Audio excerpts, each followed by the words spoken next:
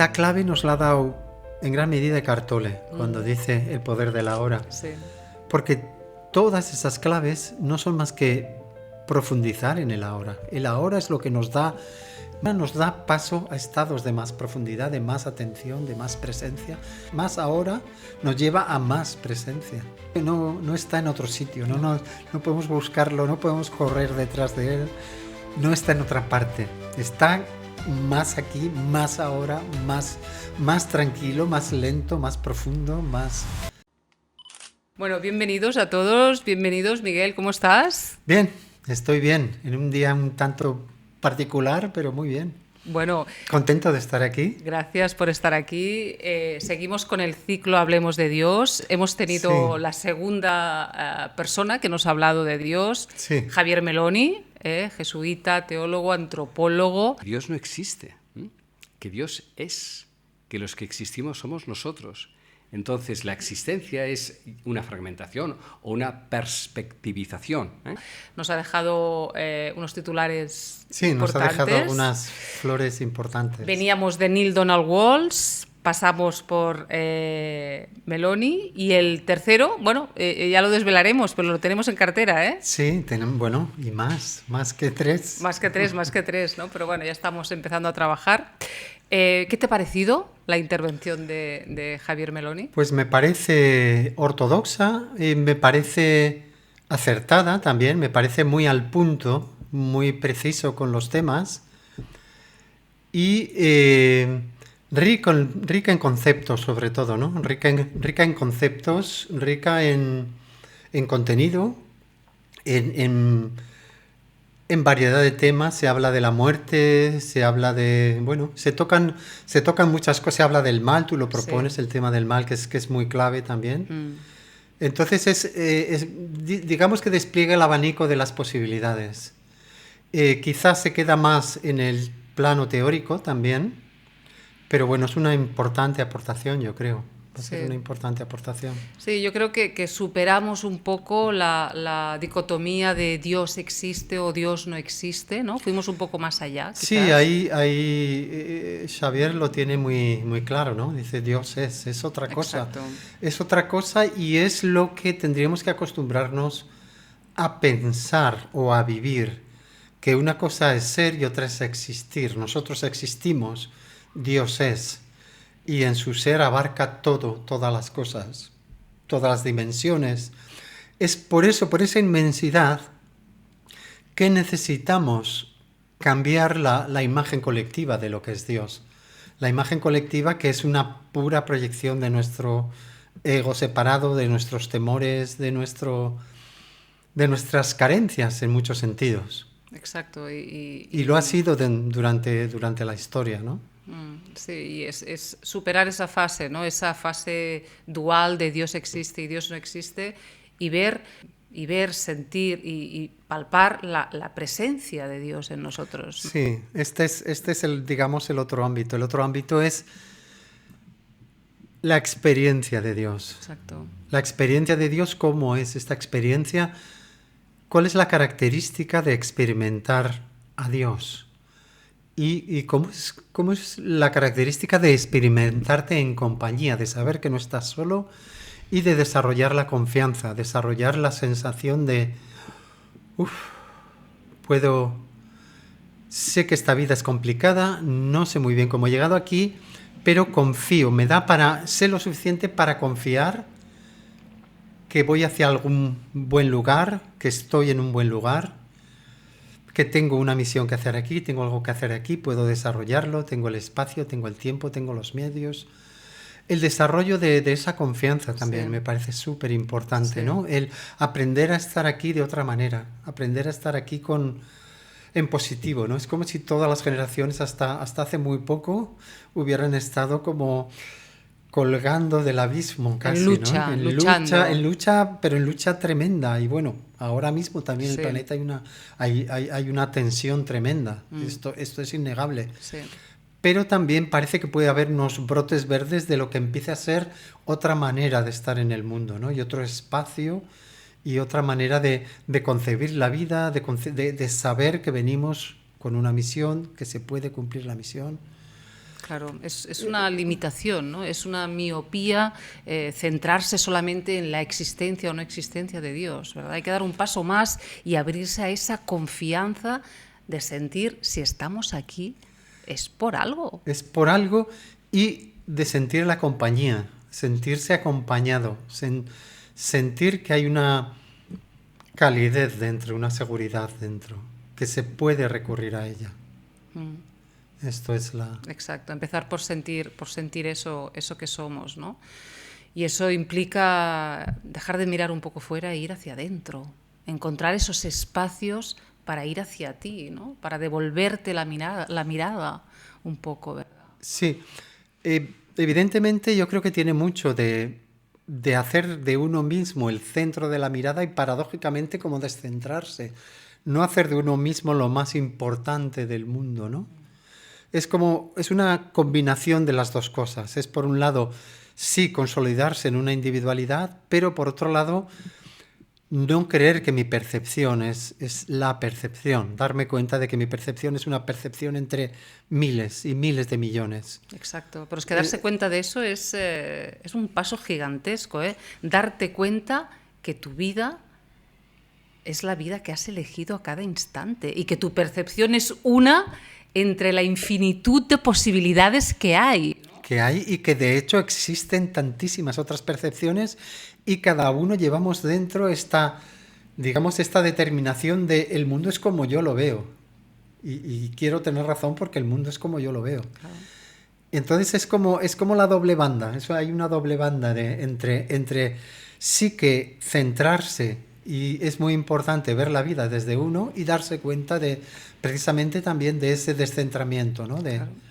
De hecho, siguiendo el hilo un poco de Javier Meloni, podemos llegar a determinar que a veces las personas que son ateos o que no tienen una idea preconcebida de qué es Dios, les resulta más fácil abrirse a esa confianza y a ese encuentro con la presencia de Dios, ¿verdad? O sea, todos estos obstáculos, todas estas creencias no hacen más que limitarnos, que obstaculizar el paso. Sí, de hecho, bueno, prácticamente es algo que ahora dice todo el mundo. Son las creencias las que nos tienen encerrados en nuestra jaula de pensamientos, de creencias. Y precisamente la persona que tenga un corazón simplemente más abierto y con menos estructurado en creencias, puede vivir una experiencia mucho más directa, mucho más enfocada, directa y abrirse a la realidad del momento. Y eso siempre digamos que la comprensión, lo interesante de la vida llega en el momento, ¿no? Y no llega por expectativa, no llega por planearlo, no llega quizá ni siquiera por quererlo, ¿no? Llega quizá cuando estamos despistados pensando en otra cosa y ¡pum! Nos toca de lado, ¿no? Claro, y cuando llega, ¿en qué posición estás, ¿no? De claro. receptividad de eso, ¿no? Porque si no va a pasar de largo en muchos casos, nos damos cuenta, ¿no? Sí, y si tienes el sitio para pararte y apreciar el valor que eso tiene para ti, ¿no? Para pararte, apreciarlo, hacerlo tuyo. Sí, esto es clave. Esto es clave porque si no vamos viviendo experiencias continuamente, esto ahora, esta experiencia, este retiro, este satsang, y se acumulan cosas que dices, bueno, ¿y qué? Y a mí, de fondo, ¿qué me ha pasado? Exacto. ¿Qué es lo que me ha pasado de verdad? ¿No? ¿Qué es lo que me ha abierto en canal o qué es lo que me ha roto a veces por dentro? Y normalmente esas vienen sin avisar. Sí, porque hemos perdido la atención. La vida nos ha robado la atención, ¿no? No estamos en un estado de presencia y esa presencia de Dios se abre ante ti cuando tú estás toda tú abierta a ello, ¿verdad? Claro. El tema de la atención del que hablas a mí me parece fascinante. Sí. Es uno de los temazos a día de hoy. Cómo cultivar la atención por encima del pensamiento, por encima de otras posibilidades de nuestra psique, cómo estar en la atención. Bueno, de hecho, todo el camino oriental, budista, se basa en la atención.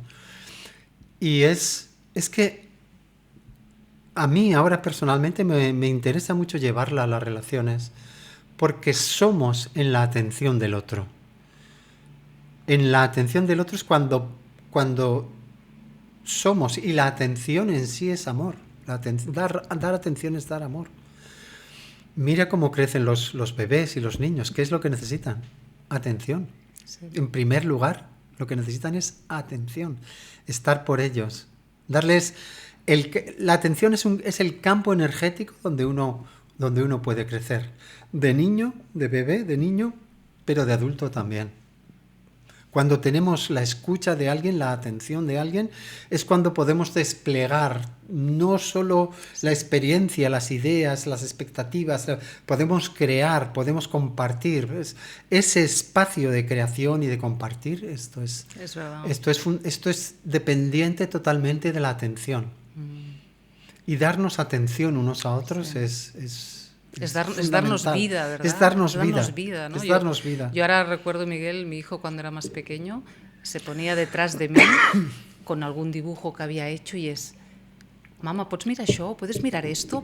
Y hasta que no te girabas... Claro, hasta que no miras... Y chequeaba que habías mirado el dibujo y le hacías OK. Sí. No paraba, ¿no? Claro. Pedimos esa atención. Esa atención es que en los niños a veces es insistente, Sí, desesperado, sí, es sí. divertido. Sí. Pero en los adultos también. Ya te digo, para mí es... Yo soy en tu atención, tú eres en mi atención. Somos en la atención de un grupo que nos acoge. Ahí es donde desplegamos, donde creamos, donde podemos ser. Donde expresamos, Exacto. donde se nos permite la creatividad también, ¿no? Ante Sí. unos ojos que te miran, ¿no? Sí, y ahí rápidamente es donde se hace un campo común de atención. No, la atención no es algo que está solo en ti o solo en mí o solo en quien esté. Todos los seres humanos la tenemos, pero los animales la tienen también. Los seres vivos tienen una capacidad de atención. En cierta medida, en la medida que tenemos un sistema nervioso, tenemos capacidad de atención. Y de hecho es lo que compartimos con el reino animal, ¿no? Sí. No, Javier Meloni me dijo eso, ¿no? Me dijo, estamos en oración los seres humanos, los animales y las plantas, ¿verdad? No nos damos cuenta, pero estamos en comunión todos los seres vivos, ¿no? La comunión es una red infinita, ¿no? De atención unos con otros, ¿no? Sí. En realidad es lo que se llama el campo de conciencia, ¿no? Claro. Yo lo entiendo como un campo de atención.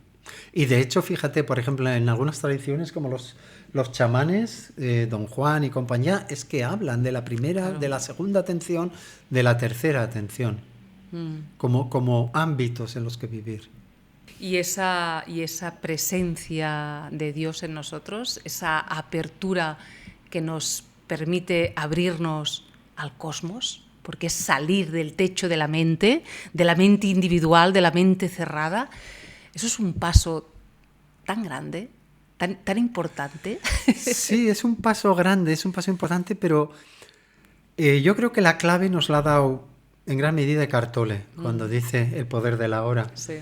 Porque todas esas claves no son más que profundizar en el ahora. El ahora es lo que nos da, más ahora nos da paso a estados de más profundidad, de más atención, de más presencia. Es ese ahora. Es más ahora, nos lleva a más presencia. Claro. No está en otro sitio, no podemos buscarlo, no podemos correr detrás de él, no está en otra parte. Está más aquí, más ahora, más tranquilo, más lento, más profundo, más... Sí. Y más se abre. Claro. Y se abre cuando eres capaz, yo creo, de ser sincera realmente con este instante, contigo misma. Uy, de no guardar nada. Totalmente. De no dejarte nada en la recámara, ¿no? Totalmente. De abrirte de exponer tu verdad, la que sea, sin prejuicio, que no pasa nada. Absolutamente, en primer lugar a ti mismo. Claro. Ser capaz, si eres capaz de expresarla y te vas haciendo cada vez más transparente, es que ya estás ahí. Es eso. Es cuando sacas algo, la transparencia te permite ver más profundo en ti. Si sigues sacando, vas a poder seguir sacando hasta estar transparente, vacío. Claro. Y ahí ocurren otras cosas, ahí ocurren cosas fuera del control. Sí. Y de algún modo es ahí donde queremos ir. Ahí es donde queremos todos ir y es donde queremos no solo ir, sino permanecer, Exacto, ese instante. sostener ese estado, aprender a vivir vacíos de contenidos escondidos, de secretos, de pensamientos privados, de condicionamientos, de creencias, de contenido. Claro, pero eso implica una palabra que has dicho, Miguel, que es dejar de controlar. ¡Wow! Ahí estamos. Eso es un reto Es para el ser humano. Es el reto de retos. Que es el reto de los retos. Ese control está hecho de temor, de miedo. Y todos sabemos que el miedo hay que exponerlo, hay que cruzarlo. Esto lo dice, Sí. lo que tenía, quien lo tenía clarísimo era Hawkins. Decía, Sí. mira, ahí empiezas y ahí vuelves a empezar y vuelves a empezar. Cada miedo que traspasas es algo que se abre en tu mente. Ese es el paso. Claro. Primero traspasa el temor. Y todo el control, todo el aferramiento, está hecho de temores, de qué pasará, de qué pensarán, de... Sí, ¿no? de que- Hawkins decía, todo miedo es falso. Cuidado, todo miedo es falso. Todo y hasta la puerta final. Él decía, cuando vayas transitando esos niveles de conciencia, Sí, Miguel, sí. Atrévete. vendrán más miedos. El miedo no se acaba. Tienes que entregar el cuerpo finalmente, ¿verdad? Sí. O sea, que el miedo no se va a acabar. Pero es una entrega total. Hombre, también nos cuenta que ahí somos ayudados. Sí. Y yo eso lo creo firmemente y he sentido a veces ayuda. Y en relación a esa oración que hemos comentado, Miguel, a esa entrega, a esa apertura de sinceridad, de honestidad contigo misma, con tu verdad, la que sea, hay un momento en esa oración, también hablábamos con Meloni, de que tú te abres a esperar. Yo siento que eso es lo que más nos cuesta hacer. Ese espacio de receptividad, a veces cuando tú haces una demanda, en ese espacio de receptividad, no invadirlo con tus ideas, no querer llegar ya a una solución, Claro. abrirte a lo nuevo, a lo que tiene que llegar, a algo realmente más grande, superior a ti mismo, ¿no? Ese espacio yo siempre siento que es el que más nos cuesta hacer, ¿no? Porque eso sí que implica un silencio. Sí, yo creo que has dado en un gran clavo aquí. Sí. Porque en gran medida todo tiene que ver con la capacidad de permanecer en silencio, es decir, de no pensar. La capacidad de no pensar, porque enseguida lo que se recupera es nuestra capacidad de pensarnos. Y ese pensarnos, ese corriente continua de pensamientos que nos vuelve a pensar, nos vuelve a separar, nos vuelve a llevar al control. Esto es el mal humano, hoy en día. Quizá no lo haya sido hasta el siglo XX, pero hoy en día y a nivel colectivo yo creo que el problema es este.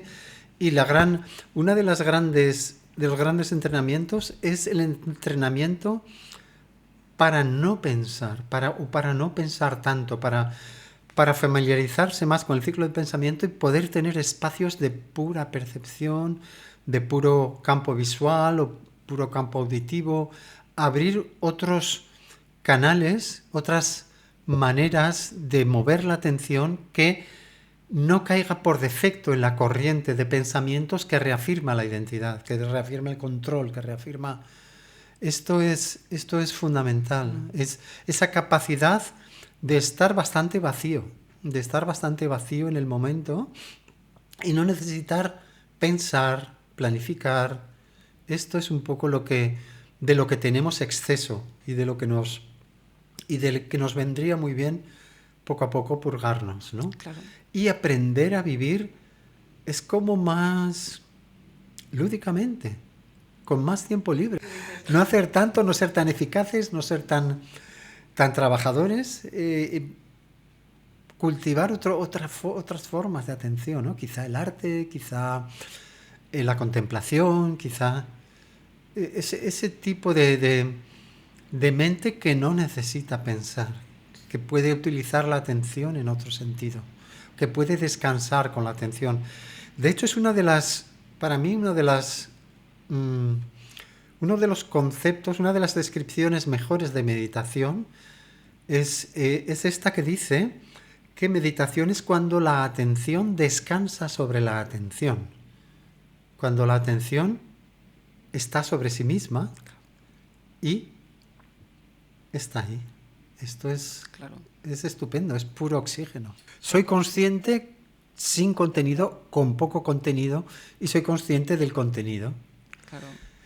Y en la medida que nos acercamos más a estar ahí o que podemos estar ahí, yo creo que es ahí donde cambia. Ahí suceden cosas. Ahí es donde suceden cosas, sí. Sí. Ahí es donde se cambia el sentido de identidad, de un sentido de identidad tan basado en el pensamiento, porque el pensamiento enseguida es un circuito repetitivo. Esto es lo que no podemos evitar, o quizá hasta ahora no hemos sabido evitar, a una atención más abierta. Claro.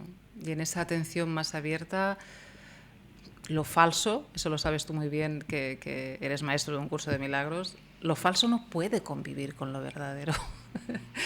Lo verdadero expulsa a lo falso, ¿no? No puede darse esa convivencia, ¿no? Cuando estás en lo mejor de ti mismo, no contemplas Claro.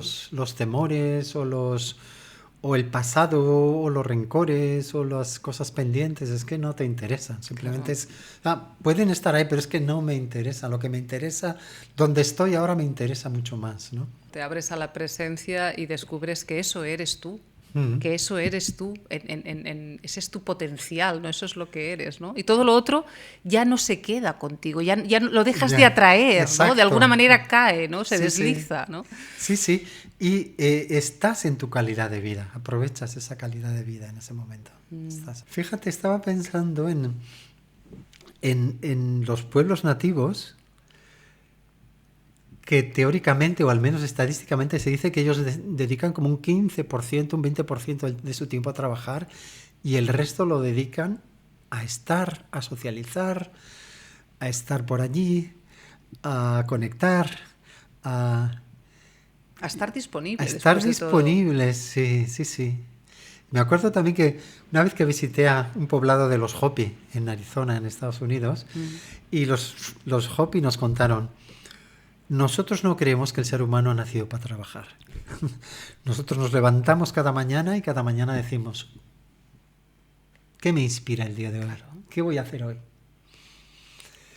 Y me pareció una manera preciosa de vivir. A mí todavía me da demasiado miedo, pero me parece muy bonito, me parece precioso. Y no te preocupes que algo te va a llegar, porque si estás aquí, algo tienes que hacer, ¿no? O sea, tienes que pasar a la acción casi seguro, ¿no? Pero claro, si no hay ese espacio, no lo vas a saber ver, no vas a saber qué te pide la vida, qué quiere la vida de ti. Claro, y qué quiere de las cosas que son importantes, no de las cosas que tienes que presentar en tu trabajo antes de fin de mes, claro, sino de las cosas que son relevantes para ti, ¿no? De amistades relevantes, de proyectos relevantes, de cosas que realmente te interesan. ¿Vas a tener tiempo de hacerlas, de mirarlas, de estar ahí? Sí, de alguna manera es salir de la idea que tienes de ti mismo, ¿no? Y de la idea que tienes de la vida y de la vida y de la idea que tienes de Dios, ¿no? Ir más allá, hacer ese salto al vacío.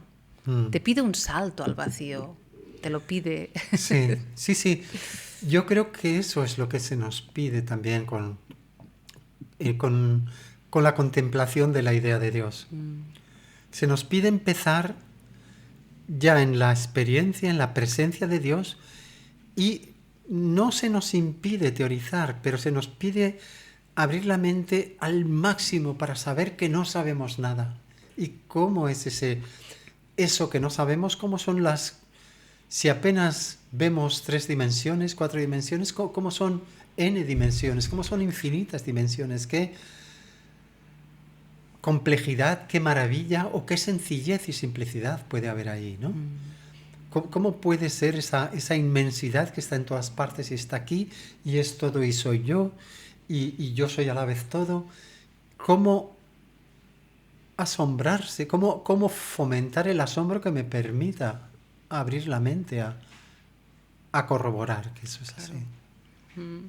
Y si esa presencia desaparece, pasa nada, ¿no? Vuelves, recoges y vuelves a empezar. Sí, no, es verdad que tenemos, yo creo que eso es bien cierto, un ego resiliente, ¿no? Claro. Que aunque lo aquietemos, de alguna manera tiene su vuelta, su resiliencia, nos mantiene vinculados con cosas que creemos importantes. Sí. Sí. Es Tiene así. la inercia del ego o sea, no se puede despreciar en ningún No se momento, puede despreciar, ¿verdad? ¿verdad? Está comprobada. No, está comprobadísimo que su insistencia es hasta el último momento, ¿no? O Y sea, es una pista de aterrizaje que nos da cierto confort también, ¿no? sí, pero bueno, hay que ir más allá. Y descubres eso, ¿no? Descubres que ya no te interesa tanto tu voluntad o tu deseo personal, o qué te gustaría o qué no te gustaría. Todo eso se desvanece porque ahora estás abierto a algo más grande que eso, ¿verdad? Yo quiero saber qué quiere la vida de mí. Ujú. Quiero saber quiero sentir esa presencia permanente en mí en cada momento de mi vida, ¿no? ¿Cuál es tu deseo realmente, ¿no? Al final se simplifica en esa pregunta, ¿no? ¿Qué desea tu corazón realmente ahora? Finalmente, lo clave, lo importante, lo más relevante no va a depender de nosotros porque vamos a pasar por cambios muy profundos, ¿no? Siendo uno el de la muerte, donde realmente vamos a tener que rendirnos. Ahí vamos a darnos cuenta, mira, no controlo. Ahora sí que estoy en manos de... Y el camino es estar, es confiar, saber. Y no aprender a lo mejor a renunciar en ese último momento de muerte, ¿no? La renuncia es algo que bueno, se hace en vida, ¿no? Ese morir antes de morir, ¿no? Sí. ¿Por qué esperar a ese momento, ¿no? ¿Cuántas personas, Miguel, están en el lecho de muerte y se arrepienten minutos, quizás horas antes, de no haber vivido su propia vida? Claro, y es una de las cosas que más se cuentan en los libros Sí. sobre la muerte. Sí. Sí. Los arrepentimientos de la gente que está cerca del momento de la muerte, el contemplar la vida, el haber tenido rencores, el no haber perdonado sobre todo, ¿no? Claro. La autoimportancia que es el insistir en tener razón en vez de abrirse a perdonar o a soltar o a... Sí, y comentan que es que no se han dado cuenta de ello. Es Sí, que se les ha pasado que el se les tiempo, ha ¿eh? pasado el tiempo, que no han tenido ni un solo momento de control de esa atención que decíamos. De control Claro. me refiero de mantener ese eje como si fuese un eje, ¿no? Tu atención, y pudieras tú, digamos, Claro, es que- localizarlo allí donde quieras ir. Claro, el tiempo es como el otro lado de la atención, en el sentido de que el tiempo lo vamos creando nosotros con los pensamientos, con las expectativas, con las miradas al reloj, con las programaciones, en ese sentido depende de nosotros, ¿no? Lo que decíamos, abrir los espacios Sí. en el tiempo, abrir los espacios para ser, abrir los espacios para comunicar, para comulgar también con el otro, ¿no? Para estar cerca, para sentirnos cerca, para compartir. Qué interesante lo que has dicho antes, Miguel, tienes ayuda, ¿no? Cuando te abres en ese caminar, en ese no saber, siempre recibes ayuda, ¿no? Hay una frase de David Hawkins que me encanta, que dice algo así como Dios siempre reconoce a los suyos, entre Sí. comillas, ¿verdad? Siempre está ahí cuando hace falta, ¿no? Algo así como la divinidad reconoce a los suyos. Claro. Y yo diría que todos somos los suyos. Claro, todos somos los suyos. Pero yo reconozco ese sentimiento en mí. Yo siempre he sentido, la vida me quiere, o Dios me quiere, o sí, va a salir bien. Esto va a salir bien.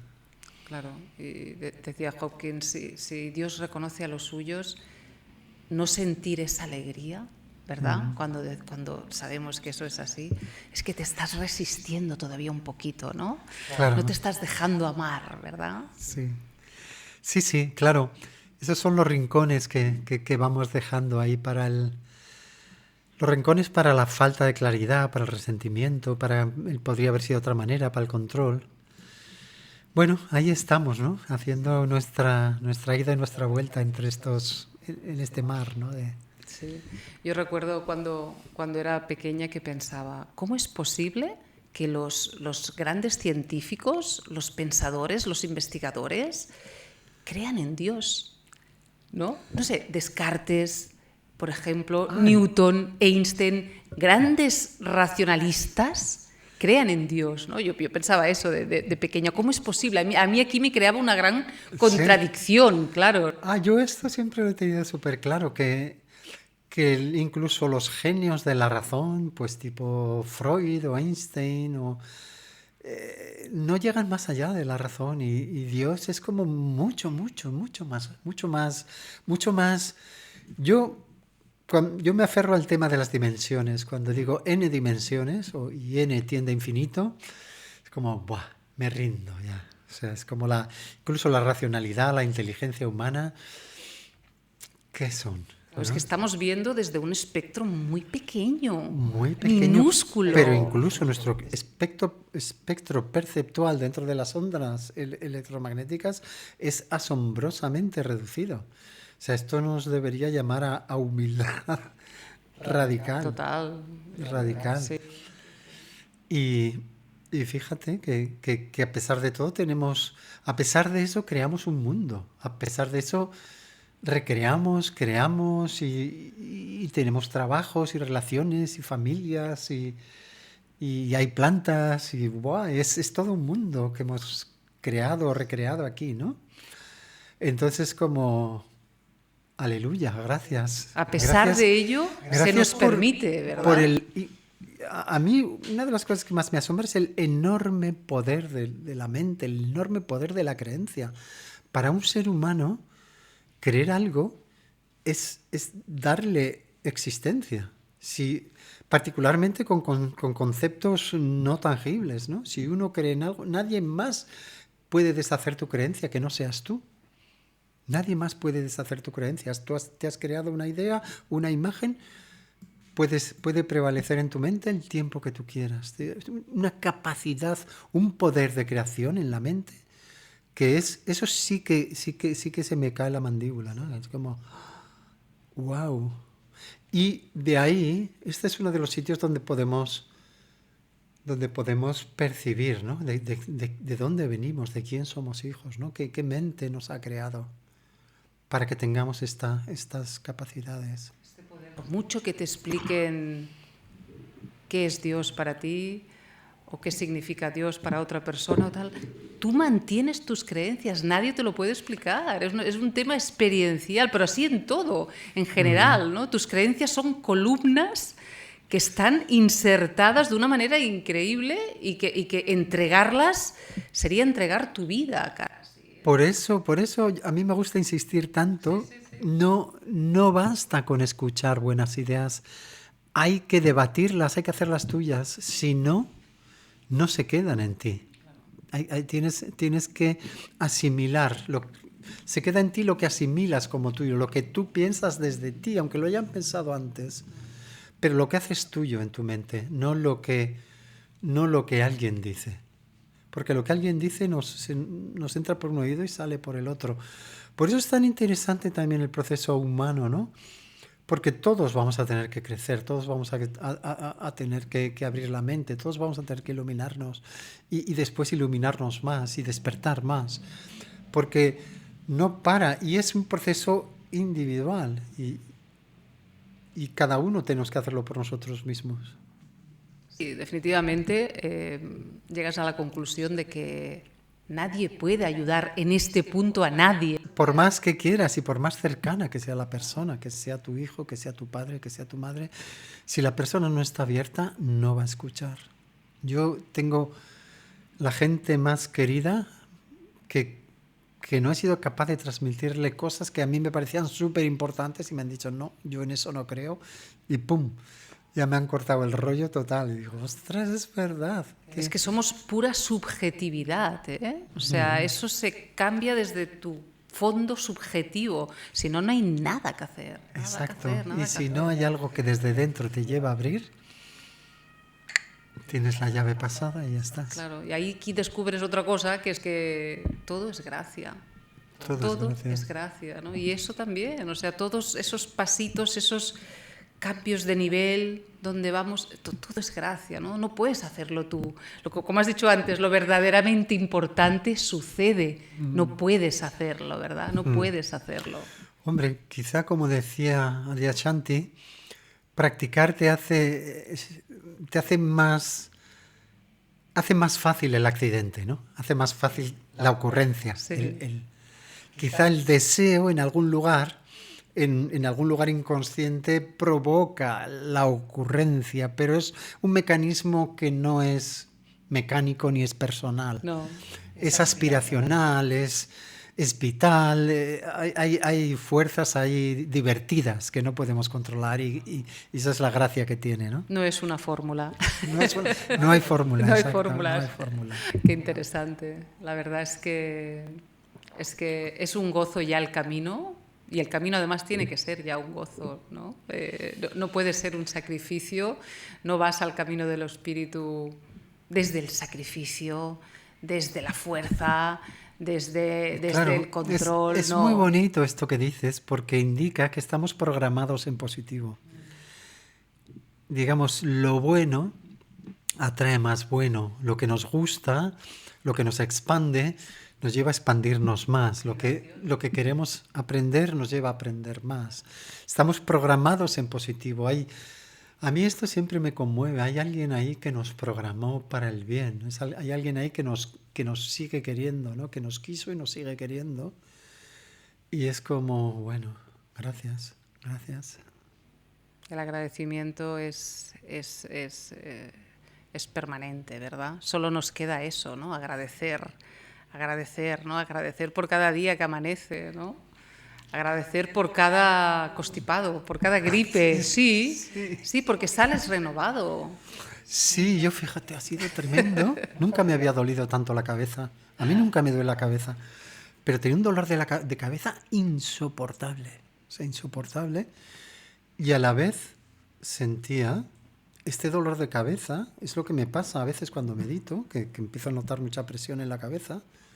Pero esto era más fuerte y más permanente. Y entonces yo me lo pensé como, vale, esto es como un entrenamiento intensivo, me están abriendo el cerebro con esta enfermedad. Y bueno, como uno se lo piensa para sí mismo, pues me quedé con esta explicación. Le pregunté a Javier Meloni dónde quedaba Dios detrás de cada enfermedad y dijo algo así como en el proceso, ¿no?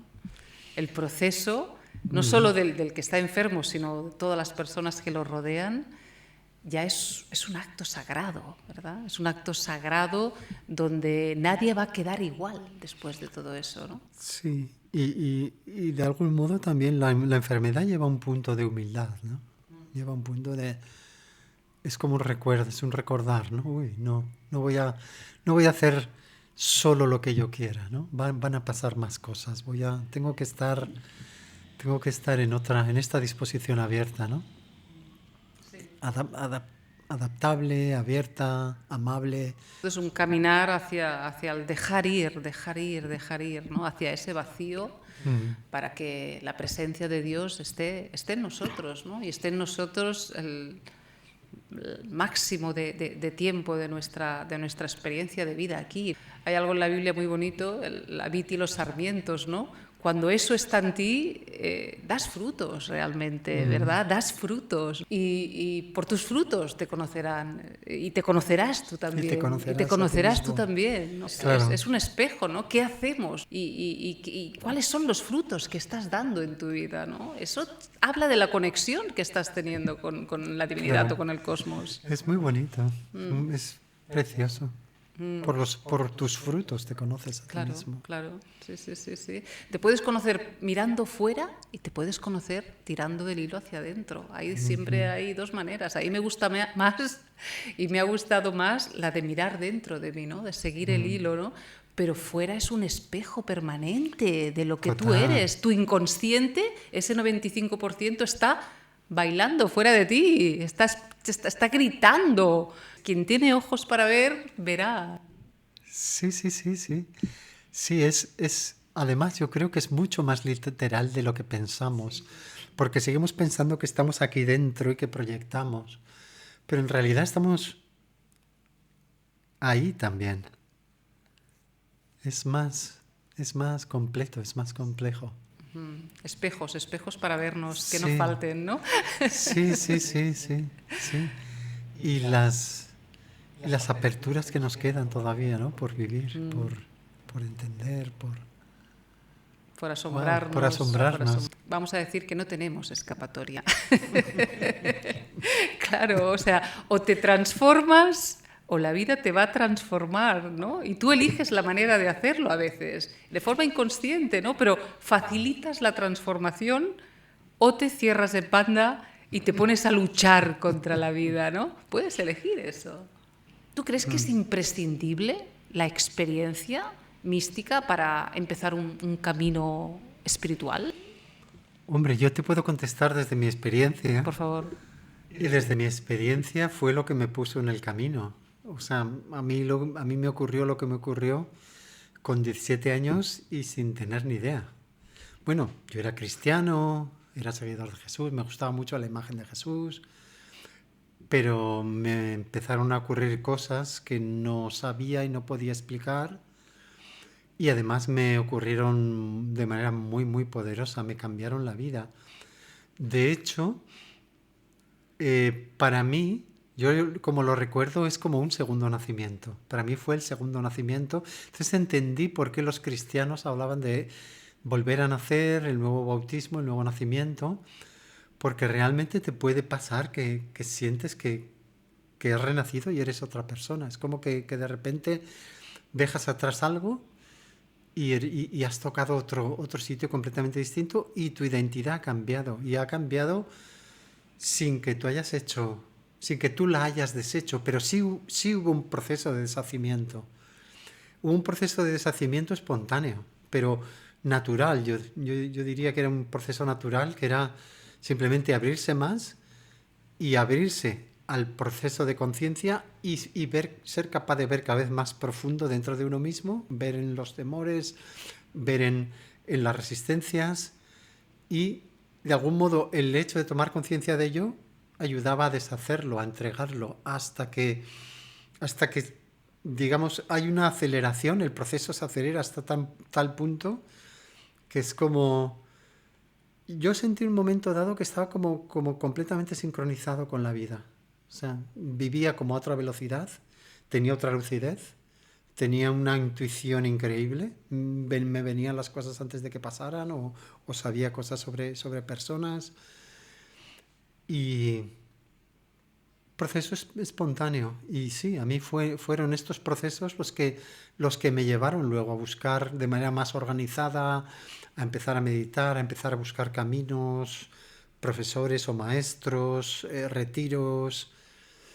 Eh, ya te digo, sí, mi caso fue así, yo no tenía ni idea, yo estaba, pues no sé, más bien igual, no sé en qué pensaba, yo iba a ser ingeniero y pensaba en motos y de repente, pero la belleza para mí fue que fue una experiencia de amor inenarrable, fue como, "Oh, todo esto existe, ¿no? Toda esta inmensidad existe, esto está accesible, eso y es accesible como ser humano, eso es accesible como ser humano. Y eso fue como, buah, es el mayor regalo, ¿no? Yo lo viví y lo sigo viviendo como un enorme regalo, como el regalo que me cambió la vida. ¿Te desbordó en un primer momento? Sí, lo que pasa es que tenía grandes apoyos. O sea, puntualmente era de un dramatismo extremo y de una... me tenía como sobre ascuas, me tenía como dicen los ingleses, sentado en el borde de la silla, o sea, a punto de caerme.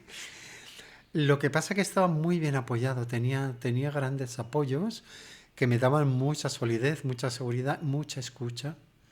Y entonces es por eso yo valoro tanto la escucha, ¿no? Porque yo he sido enormemente ayudado por esta escucha incondicional de años. Me acuerdo que pasaban noches enteras, pasábamos noches enteras hablando, ¿no?